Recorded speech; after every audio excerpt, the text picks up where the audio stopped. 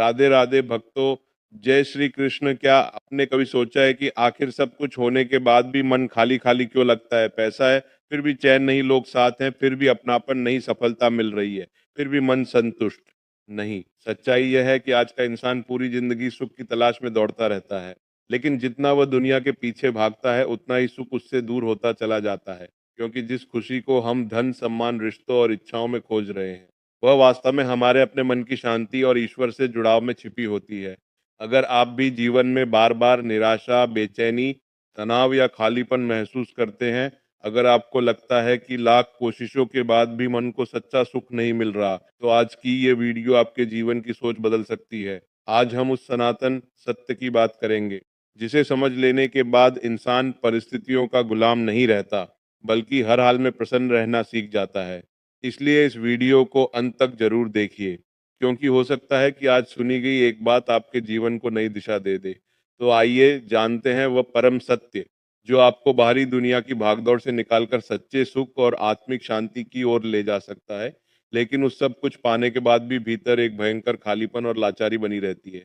आप रोज सुबह एक अशांत मन के साथ उठते हैं, दिन भर दूसरों की खुशामद में खुद को गलाते हैं, और शाम होते होते परिस्थितियों के थपेड़े आपको फिर से उसी बेबसी, चिंता और मानसिक पिया के गहरे कुएं में लाकर पटक देते हैं। वो रातें जब आप अपने ही बंद कमरे में अकेले बैठकर से सकते हैं और सीने में एक ऐसा भयंकर भारीपन महसूस करते हैं जो आपकी सांसों की रफ्तार को रोकने लगता है। आप खुद से बार बार यही पूछते हैं, मैंने सुख पाने के लिए इतनी मेहनत की, हर रिश्ते में अपनी जान झोंक दी, फिर भी मेरी आत्मा इतनी उदास क्यों है?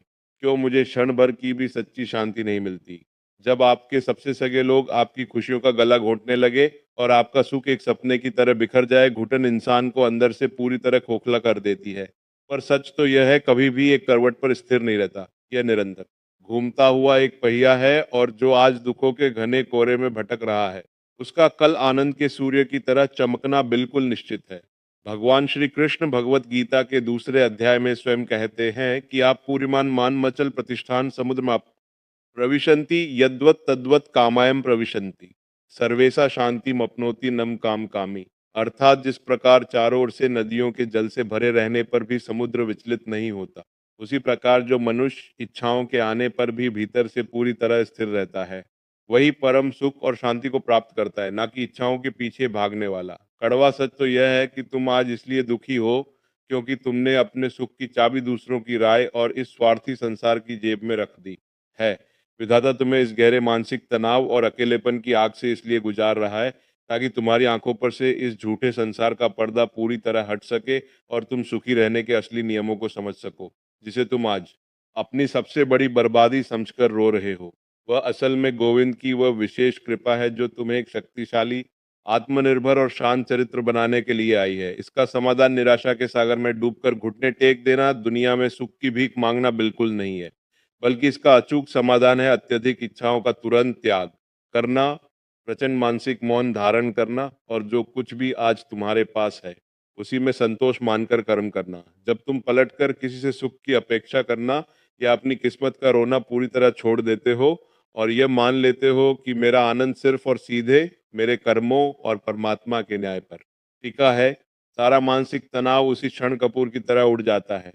समाधान यह है कि तुम अपनी सारी बिखरी हुई ऊर्जा को समेटो और चुपचाप अपने करियर, अपने चरित्र, अपनी सेहत और अपनी आंतरिक शांति को मजबूत करने में लगा दो। चिंता को पूरी तरह से चिंतन और पुरुषार्थ में बदल दो। खुद को शून्य करके अपनी लगाम उस सामने सरकार के हाथों में सौंप देते हो और शांत होकर केवल अपने कर्तव्य पर ध्यान देते हो कि हर बंद राह अपने आप खुलने लगती है। शांत हो जाओ और अपनों की इस बेरुखी के पीछे छिपे विधाता के दिव्य संकेतों को पहचानो। यदि जीवन में हमेशा सुखी रहना है, परम सत्य और मानसिक संतोष की प्रचंड शक्ति को गहराई से समझने के लिए हमें पुराणों के उस महान और अलौकिक प्रसंग की ओर चलना होगा, जहां एक परम प्रतापी चक्रवर्ती राजा ने राजपाट, ऐश्वर्य और त्रिलोक की संपत्ति होने के बाद भी सच्चे सुख को नहीं पाया। लेकिन जब उनका परिचय एक परम शांत, परम संतोषी और निर्धन महात्मा से हुआ, तो राजा समझ गए कि सुखी रहने का असली रहस्य महलों में नहीं, बल्कि अंतर्मन की तुष्टि में छिपा है। यह अमर गाथा है श्रीमद् भागवत पुराण के नवम स्कंद में वर्णित राजा नाभाग के पुत्र परम प्रतापी राजा अम्बरीश और परम संतोषी दुर्वासा रसिक प्रसंग की। राजा अम्बरीश पृथ्वी के एक छत्र सम्राट थे। उनके पास हर वह साधन था जिससे कोई भी मनुष्य सुखी हो सकता है, लेकिन वे जानते थे सुख क्षण भंगुर है। सारा सुख दुख भगवान नारायण के चरणों में समर्पित कर चुके थे।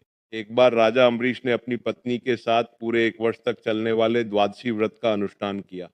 व्रत के समापन के दिन जब राजा पारण करने ही वाले थे, तभी वहां परम क्रोधी और हर्षी दुर्वासा अपने शिष्यों के साथ पधारे।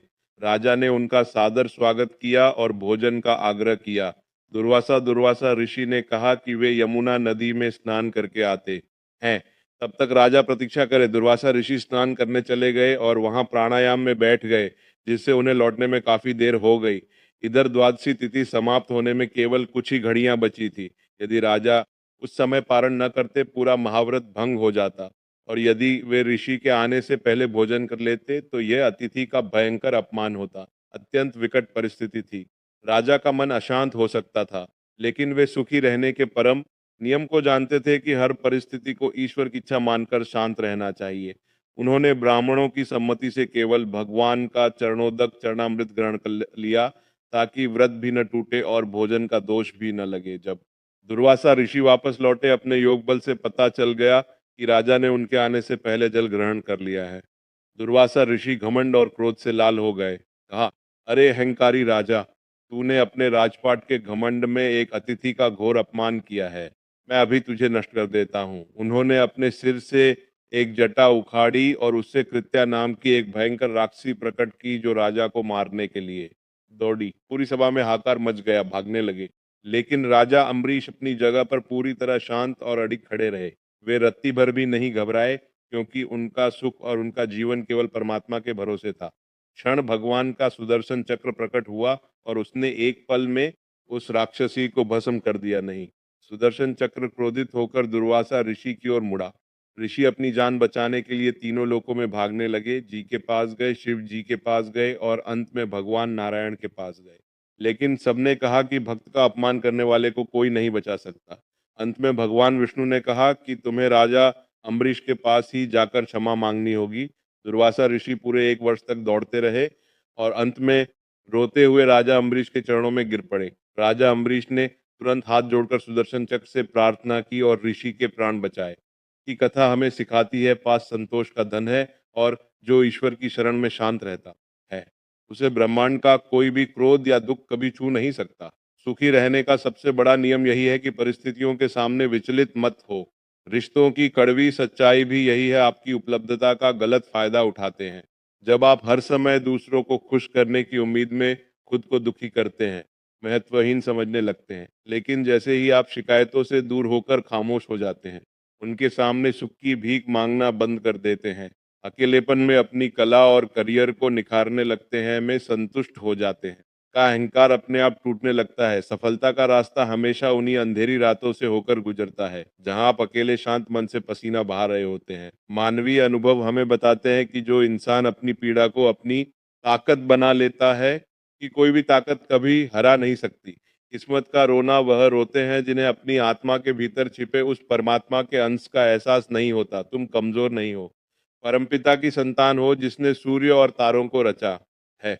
विश्वास रखिए उस सामरे सरकार पर और अपने पुरुषार्थ पर। तो भक्तों, याद रखिए, सच्चा सुख धन पद लोगों की स्वीकृति या बाहरी चीजों में नहीं, बल्कि शांत मन, संतोष और ईश्वर पर अटूट विश्वास में छिपा है।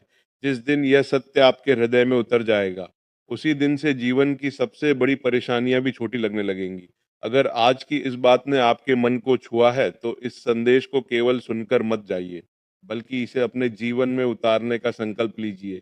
वीडियो पसंद आई हो तो लाइक जरूर करें, इसे अपने परिवार और मित्रों के साथ शेयर करें, ताकि यह अनमोल संदेश अधिक से अधिक लोगों तक पहुंचे। और अगर आपने अभी तक हमारे चैनल को सब्सक्राइब नहीं किया है, तो अभी कर लीजिए और बेल आइकन दबाना बिल्कुल मत भूलिए, क्योंकि यहाँ आपको रोज ऐसे ही जीवन बदल देने वाले आध्यात्मिक और प्रेरणादायक संदेश मिलते रहेंगे। कमेंट में श्रद्धा से एक बार लिखिए, राधे राधे। देखते हैं इस दिव्य संदेश को सबसे पहले कौन सा भक्त अपने हृदय से स्वीकार करता है। राधे राधे। जय श्री कृष्ण।